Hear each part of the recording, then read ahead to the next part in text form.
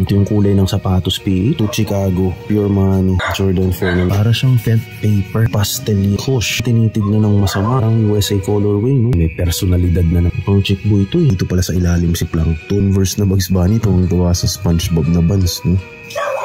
So pasensya na kayo, medyo may mga aso.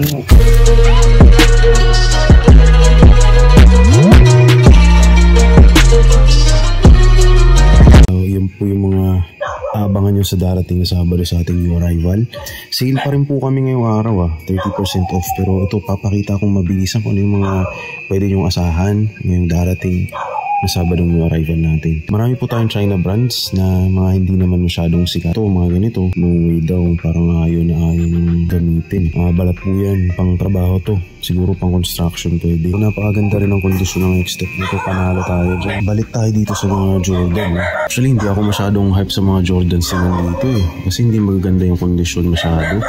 Pero okay lang kasi yun, branded. Jordan 5, kung saan nakita nyo may ganyan. Yan. Merong nag-iisang Adidas. Jordan 4 na ganyan. Legacy. Ito Jordan na Off-White. Tinanggal lang namin yung sintas kasi nilinisan. Mga Jordan na LA to Chicago. Tapos merong Pure Money. J4 Pure Money. Siyempre Legacy. J1 Court Purple. Solid pa yung ilalim niya. Jordan 4 na mismatch. Meron din pala dito mga pick na ganito. Solid yung ilalim. Halos walang ka-issue itong pick na to. Tapos lalo na to. Chinese street basket.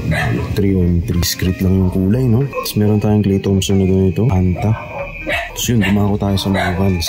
Pakita ko lang ito mabilisan. Meron tayo nag-iisang Yeezy dyan. Ganda ng Yeezy na to. Mga mahilig sa Yeezy. Mga Vans Converse na puro mga kakaiba. Actually, ito po yung highlight ng ating new arrivals. Yung mga Vans and Converse na napakaangas ng kondisyon. Tapos ito, kakaiba tong Converse na to. Tapos kung hahawakan nyo yung texture niya, kakaiba. Para siyang felt paper. Hindi lang nakakapagtaka, hindi lang yung body part niya ang felt paper. Pati yung midsole. Fans pa din. Kakaibang color dito. May all white na fans na ganyan. Pastel yellow. Kush. Kasi ito, kambal. Ito, exciting part na naman to. Kambal siya. Converse na Chuck Taylor. Yung ilalim. Abangan niya yan. Sabi, may mata siya dyan. Pag nagtabi-tabi silang ganyan, napakalupit. Parang tinitignan ng masama. Yan, pwede yung gawing couple shoes kung halos magkalapit lang yung size nyo. Ano na po dito sa kabila. Ito yung pinaka-exciting sa lahat ng sapatos.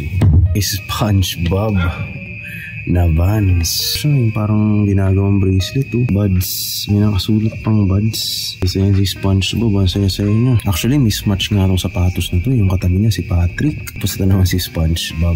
Magkaiba talaga yung left and right. Pero pair siya. So, ito yung mga sapatos na pag sinuot mo talaga, alam nang makakatingin sa'yo na may personality ka. Ang kakaiba yung personalidad mo. And fanatic ka ng mga OG na mga cartoons na kinahinat na natin simula nung bata pa tayo. Ito, blending din. Makikita nyo yan, parang nagbe-blending yung kulay niya from light blue to white. Yung bands na nagbe-blend. Ang gandang tingnan nito. I-reflect mong personality pag suot mo to. Masyado kang pure. Priority mo yung purity. Parang USA colorway, no? Blue, red and white. Yan, may mga animal print na Vans. Ito, mga common na Converse. Ito, exciting din, Bugs Bunny, Looney Tunes. Magkatabi yan. Couple shoes na naman po. Couple shoes.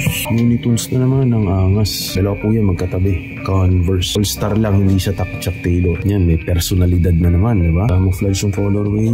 Tapos ito, parang denim. Angas din. Denim, no? Ito, moss green yung kulay. Yung mga kulay na hindi masakit sa mata. Kaya, ang gandang suotin ito. Madaling bagayan kasi hindi sumisigaw yung pagka-green niya. Mustard. Ito yung kulay ng sapatos PH. Tapos may details siya ng mga pato dyan sa gilid. Hindi ko alam kung anong collaboration to, pero interesting siya kasi yung mga pato.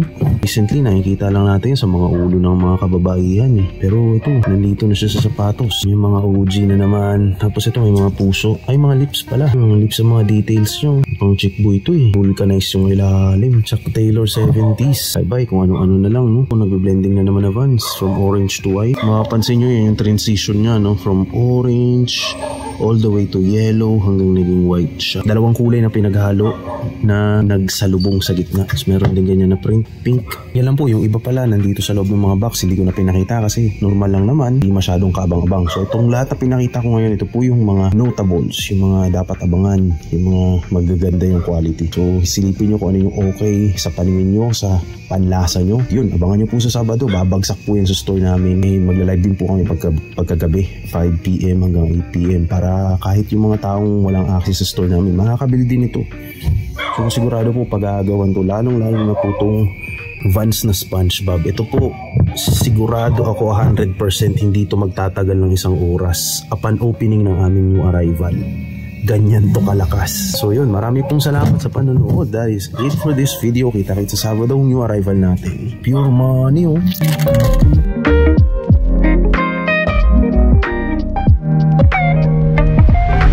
Napansin ko lang bigla, nandito pala sa ilalim si Plankton, yung mortal nilang kalaban. Nakaprint siya sa ilalim, ayan oh. Kahit si Bugs Bunny, tuwang-tuwa sa kanila eh. So yung Converse na Bugs Bunny, tuwang-tuwa sa SpongeBob na Vans, no?